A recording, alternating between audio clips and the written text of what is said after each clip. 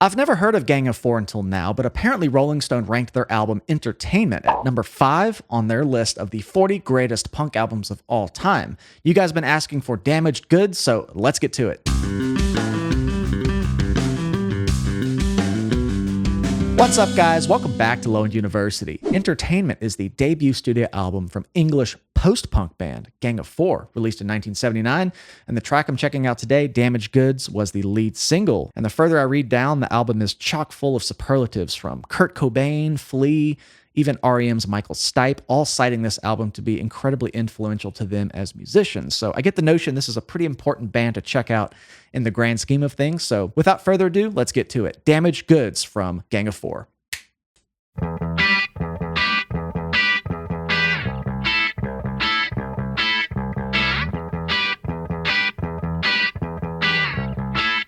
Real vintage bass tone, obviously. Ooh.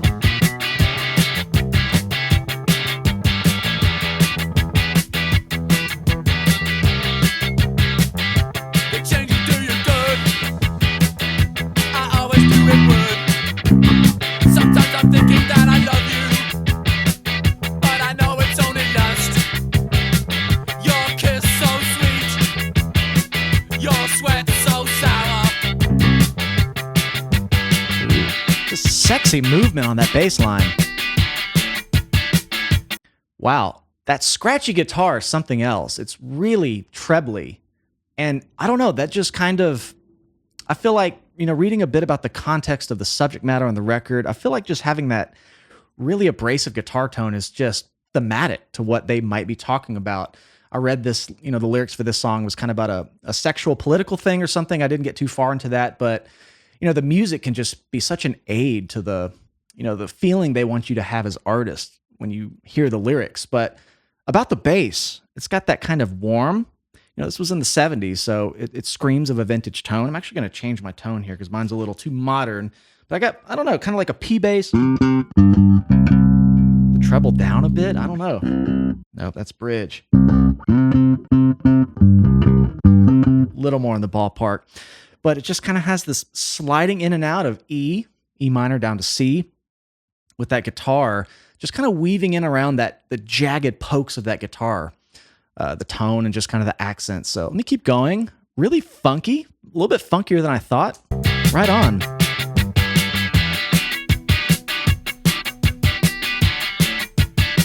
Your kiss so sweet. Oh, that was kind of cool. Your sweat so sour. It almost sounded awkward for the bass to drop out, but it was just kind of waiting for the vocals to come in. That's a cool, just impactful songwriting thing there. Sometimes I'm thinking that I love you, but I know it's only lust. The scent of the flesh, I simply scent of lust. Sweat's running down your back, sweat's running down your neck. It's kind of the opposite here now. In the sun, or is that untrue? Colder couplings in the night. Never saw your body. Interesting, I just got done saying the guitar took over and the bass dropped out. And without that guitar, it's a really contrasting difference because it was so abrasive.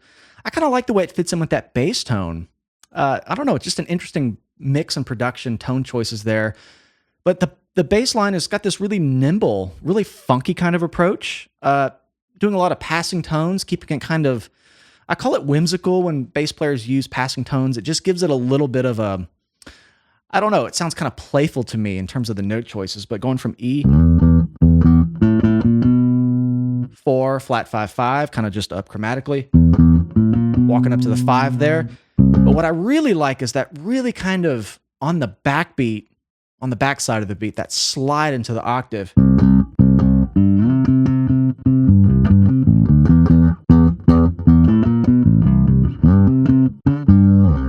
Just those slides are just really exaggerated. They're not cheated out, they're not like, it's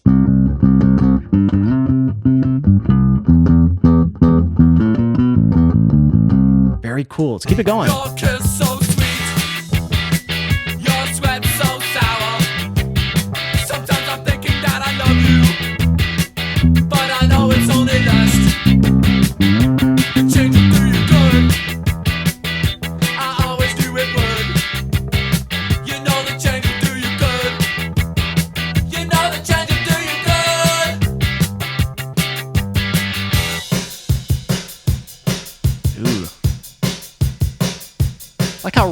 snare sounds. Damaged goods, send them back. I can't work, I can't achieve.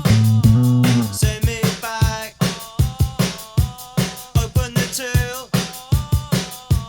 Give me the change you said would do me good.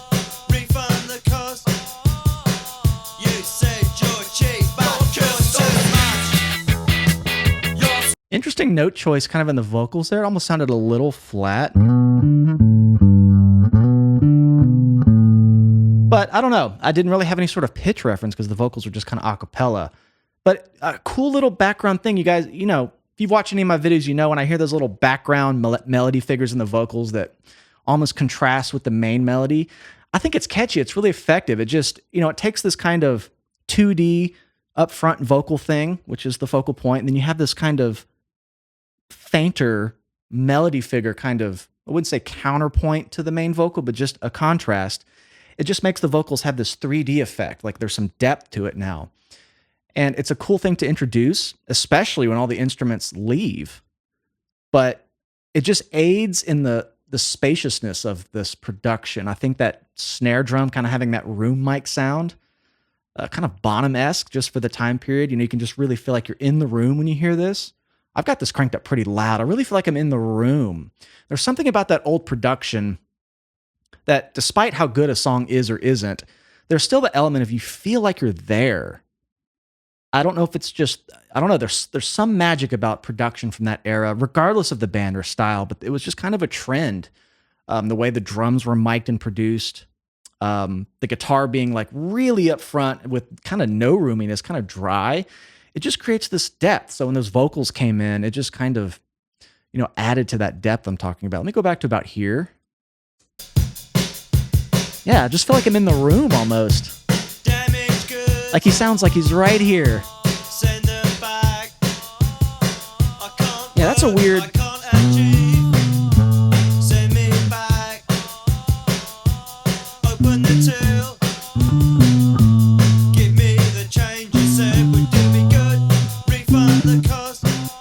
What is that note? I don't know. Okay, all back in. Sometimes I'm thinking that I love you, but I know it's only lust. The change will do you good. I always knew it would. You know the change will do you good. You know the change will do you good. Those slides.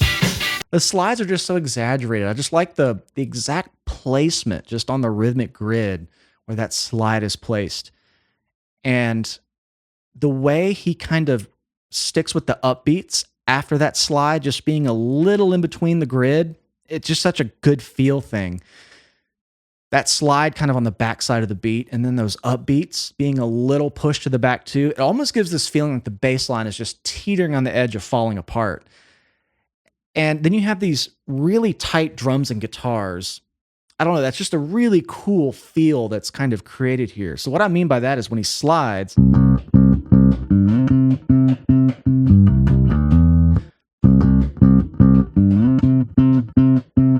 just really exaggerated. I don't know, I like the feel that creates. It's something else.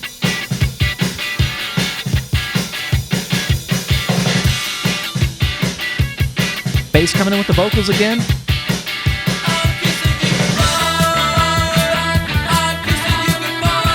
Ooh, different riff.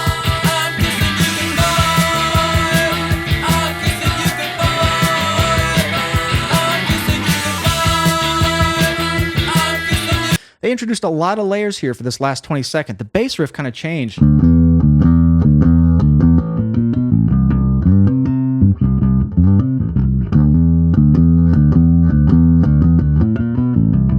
And now on the vocals, you've got these two melody thing going on here. There's two vocal lines, and they're kind of mixed both up front now, whereas before that little figure was kind of like way back here. So it's like they just squashed everything up to the front, which is essentially how you drive the energy all the way to the end of the song. And these are just interesting, tiny, subtle production choices that aid so greatly into how a song comes across. I mean, it has a lot to do with it. Let me go back to about right here and let's play it out. But cool kind of way to reprise a lot of these elements with a stronger intensity at the end. All these vocals.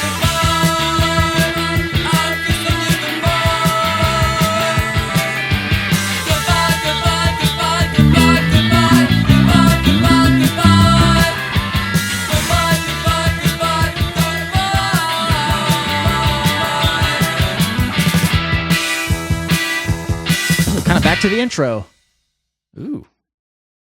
So after reviewing The Clash, The Jam, even The Who in a way, I feel like bands from the UK around that time period all had some very common threads stylistically in terms of the stylistic tropes I hear in their music.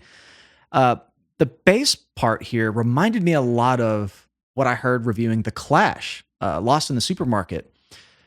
Even the tone, but just that sexy way of just sliding in and out of everything else that was a little more straight and rigid. And there's a big contrast there in the feel. It's just this kind of mojo to a lot of these British bands that's just really nailed. And what I liked about this song is it was funkier than I expected it might be. There was a strong emphasis on the articulation of the notes to be funky. But what I liked is that the song had a lot of space in it. Almost the first 2/3 of the song, I was like, there's a lot of space here that I wonder if they're going to fill in. And they left it kind of airy. Again, everything I said, the drum production, the guitars, the bass, just being very syncopated, leaving a lot of space. And it's almost this slow burn anticipation to when the rest of the song reprises at the end. And now we're hit with a bit more of an active guitar part. Everything just comes to the front. The bass is moving, the riff changes and gets a little busier with a little less space. And then you get these two vocal lines that come in right on top of each other, almost competing. And it's like that's when they took up all the space. And there's just an art form to that, excuse me, in music these days where, I don't know, there's just everything all the time. And I like that back then, some of these older bands, they just really mastered the use of that space and only filling it in as the song ended. For an impact effect, and it kind of makes you want to go hear the song again.